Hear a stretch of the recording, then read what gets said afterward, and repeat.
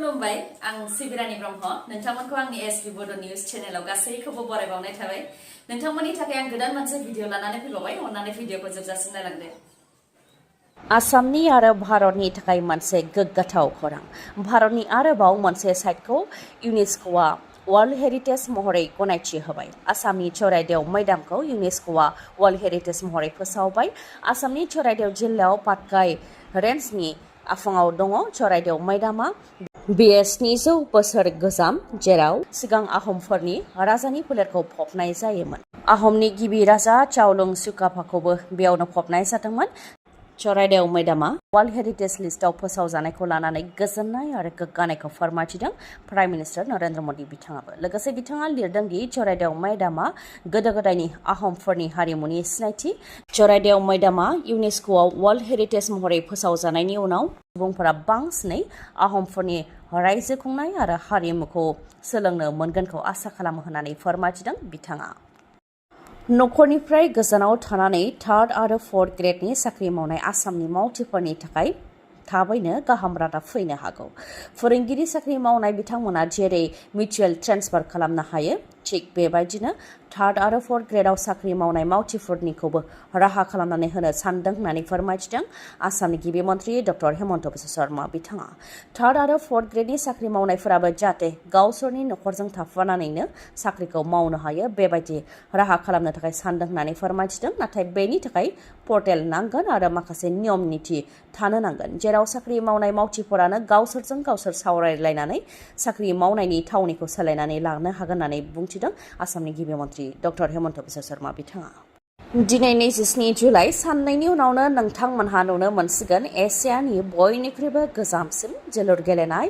133थि Durand काप फैगौ 30 जुलाइआव क'क्राझारनि साइ स्टेडियामाव जोलुर गेलेनाया जागोन बड'लेण्ड एफसि आरो नर्थ इस्ट इउनाइटेड एफसिनि गेजेराव बेलासिनि 3 रिंगानिफ्रायनो जागोन जोलुर गेलेनाया बेनि थाखाय नोंथांमोनहा बुक माइ श' एपआव अनलाइननि गेजेरजों टिकेटखौ मोननो हासिगोन टिकेटनि बेसेना भिआइपिनि थाखाय 500 रां खोला आरो साहानि गेलारिनि बेसेना 180 रां आरो सानजा गेलारिनि टिकेटनि बेसेना 240 रां गासै 11,000 टिकेटखौनो रायजो राजाफोरनि थाखाय होनाय जागोन 30 जुलाइनि अनगायैबो क'क्राझारनि साइ स्टेडियामाव 3 आगस्टआव बेलासिनि 4 रिंगानिफ्राय उरिष्या एफसि आरो बिएसएफ एफटिनि गेजेराव फुटबल गेलेनायखौ नुनो मोनगोन 6 आगस्टआव बेलासि 4 रिंगानिफ्राय बड'लेण्ड एफसि आरो उरिष्या एफसिनि गेजेराव फुटबल गेलेनायखौ नुनो मोनगोन थिग बेबायदिनो 9 आगस्टआव मोनाबिलि 7 रिंगायाव नर्थ इस्ट इउनाइटेड एफसि आरो बिएसएफ एफटिनि गेजेराव जोलुर गेलेनायखौ नुनो मोनगोन 12 आगस्टआव मोनाबिलि 7 रिंगानिफ्राय बड'लेण्ड एफसि आरो बिएसएफ एफटिनि गेजेराव जोलुर गेलेनायखौ नुनो मोनगोन 16 आगस्टआव मोनाबिलि 7 रिंगायाव नर्थ इस्ट इउनाइटेड एफसि आरो उरिष्या एफसिनि गेजेराव जोलुर गेलेनायखौ नुनो मोनगोन आरो 21 आगस्टआव क्वार्टार फाइनाल गेलेनायखौ नुनो मोनगोन बेलासि 4 रिंगानिफ्राय क्वार्टार फाइनालखौ रायजो राजाफ्रा नुनो मोनगोन सिखाव आरो दाखाइतखौ होबथानो थाखाय मानो गोख्रों राहा लानो हायाखै रायजो सोरखारा बे समाव सरासनस्रा नोगोरारिफोरासो बांसिनै गिनो गोनां जादों सिखाव दाखाथिफोरखौ मानोना सिखाव आरो दाखाथिफोरा धोन खावनानै लांनायजों लोगोसे सुबुंनि जिउखौबो लायो थिग बेबायदिनो जाथाय जाबावबाय बङाइगाव जिल्लायाव बङाइगावनि अभयापुरीनि पिराधरानि थागिबि कृष्ण मण्डलखौ बुथारनानै दाखाथिफोरा लुथिनानै लांबाय धोन फोरमायथिनाय बादिब्ला हरनि समाव 3-4 दाखाथिफोरा कृष्ण मण्डलनि न'आव हाबफैदों बेनि उनाव कृष्ण मण्डलनि बिसिखौ गुबुन खथायाव मारिथेनानै दोननानै कृष्ण मण्डलखौ बुथारदों आरो बिथांमोननि न'निफ्राय सना रुफाजों लोगोसे नोगोद 1 लाख रांखौ लुथिनानै लानानै थांदों गारि बायनो थाखाय न'आव 1 लाख रांखौ दोनफैदोंमोन होननानैबो फोरमायथिदों नाथाय दाखाथिफोरा फैनानै गासैबो सना रुफा आरो रांखौ लुथिनानै लांजोबनायजों लोगोसे न'नि बिगोमाखौबो बुथारलांदों जाय सोंखारि जाथाव जाथाय जानायनि उनाव पुलिसाबो जाथायथिलियाव नुजाथिफैदों नाथाय दुथांफोरखौ दासिमबो हमनो हानायनि जेबो खौरां मोनथ'नाय जायाखै सामार पेरिस अलिम्पिक 2024आ मैयानिफ्राय जागायजेनबाय 26 जुलाइनिफ्राय लानानै 11 आगस्टसिम जागोन पेरिस अलिम्पिकआ जेराव आसामनि बक्सार लाभलिना बरग'हाय बिथाङा फैगौ 31 जुलाइआव रिंआव ओंखारगोन फोरमायथिनो गोनांदि पेरिस अलिम्पिकनि बेखेवनाय हाबाफारिया बयनिबो नोजोरखौ बोनो हादों बे खेबाव हाबाफारिया पेरिसनि रिभार सेनाव जादों जेराव अलिम्पिक पेरालिम्पिकनि गेलेगिरिफोरजों लोगोसे बारग' गेलेगिरिफोराबो टर्च रेलि खालामदों नावनि साजोंबो टर्च रेलि खालामनायखौ नुनो मोननाय जादों मुंदांखा गेलेगिरि राफेल नाडाल कार्ल लेविस बिथांमोनहाबो बाहागो लादों आरो अलिम्पिकआव भारतनिफ्राय गिबिसिन सनानि मेडेल देरहासारनो हानाय अभिनव बिन्द्रा बिथाङाबो टर्च रेलि खालामदों। बिथांमोननि अनगायैबो मुंदांखा मेथाइ रोजाबगिरि सेलिन डियन बिथाङाबो मेथाइ रोजाबनानै बेखेवनाय हाबाफारिखौ गाब गोनांसिन खालामदों। बेनि अनगायैबो देग्लायनि गोलोम बोथोरनि अलिम्पिक बेखेवनायाव खालि स्टेडियामखौल' साजायनाय जायाखै, गासै पेरिसखौनो लाइटजों साजायनानै रंगिना संगिना महर होनाय जादों। रायजोनि सोरखारि नङै देहा फाहामसालिफोराव हरखाबै आयुष्मान कार्डजों बेसेन नाङै फाहामथाय होनाया बन्द जादों। बेखौ लानानै आसामनि गिबि मन्थ्रि डक्टर हेमन्त बिश्व शर्मा बिथाङा मा फोरमायथिदों फैजों मिथिनानै लानि। आयुष्मान कार्डजों सोरखारि नङै देहा फाहामसालियाव बेसेन नाङै फाहामथाय होनाया जेबो जुक्ति गैया। बेखौ बुंथिदों बिथाङा। बेयो जोंनि गोरोन्थिमोन, दा बेखौ गेबें खालामफिनबाय। दा मोन 300 गेदेर बेरामफोरखौल' आयुष्मान कार्डनि गेजेरजों सोरखारि नङै देहा फाहामसालियाव फाहामथाय लानो हासिगोन होननानैबो फोरमायथिबावो बिथाङा।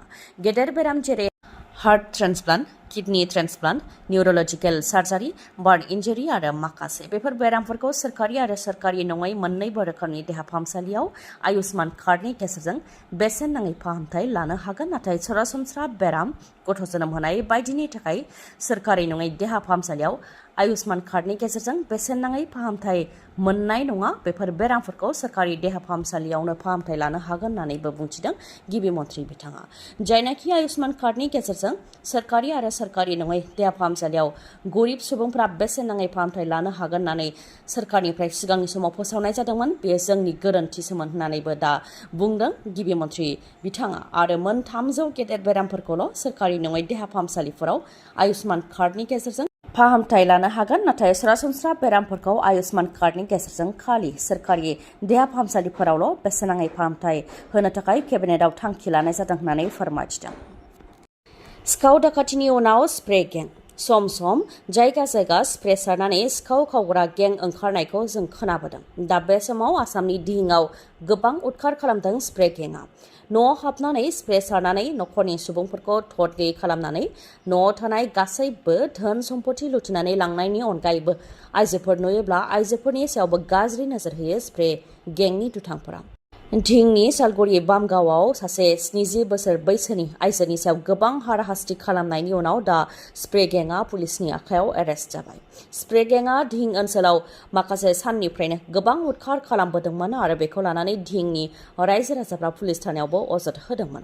नाथाय दिहिं पुलिसआ बेनि सायाव जेबो राहा लायाखैमोन। दा 70 बोसोर बैसोनि आइजोनि सायाव इनाय खालामनायनि उनाव आइजोआ गोब्राब थासारियाव देहा फाहामसालियाव फाहामथाय लानायनि उनाव बे खौराङा आसामनि गिबि मन्थ्रिनि खोमायाव हाबहैदों। बेनि उनावनो डिजिपि जिपि सिं बिथांनि बिथोनाव स्प्रे गेंनि दुथांफोरखौ एरेस्ट खालामनो हाबाय। आरो स्प्रे गेंनि हेंथा पुलिस थानायाव गोबां अजद होनायनि उनावबो पुलिसआ जेबो राहा लायैनि थाखाय दिहिंनि असिनि हेंथायैबो राहा लानाय जाबाय होननानै फोरमायथिदों। गोजोन्थों खौरां। नोंथांमोनहा गोदान मटर साइकेल बा स्कुटि बायनो सानदोंब्ला नोंथांमोननि थाखाय गोजोन्थों खौरां। मणिपुराव थानाय मानास हन्डा श'रुमा नोंथांमोननि थाखाय गोलोम बोथोरनि मोजां अफार लानानै फैदों।